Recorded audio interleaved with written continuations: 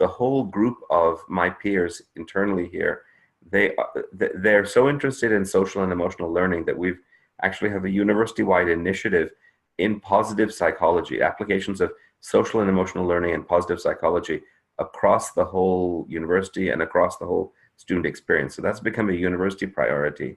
And I guess we're working with the University of Pennsylvania Center for Positive Psychology there. The other is that we recently had an event internally related to Character Day, this Worldwide Character Day, and there's a lot of mobilization of employees around that, employee interest around that.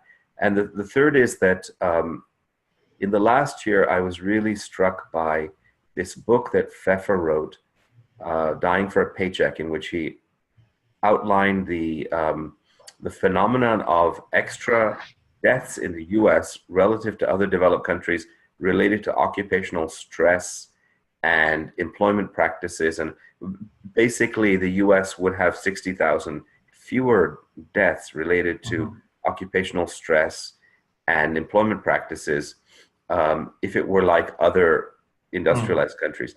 So this has really garnered the attention of myself and one colleague of mine who created, our health professions college, which runs, I think, the largest nursing program in the country, it's an online nursing program.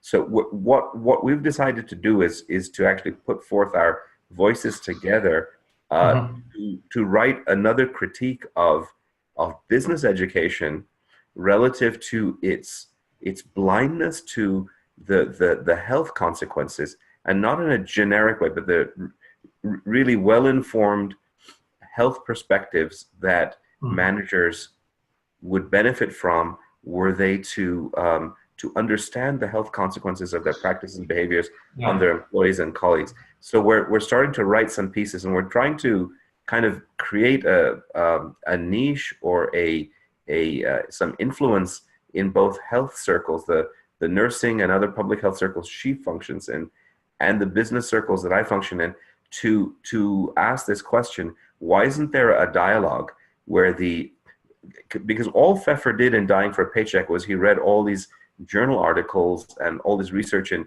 journals of occupational stress and all, which business professors don't do, and he just documented this.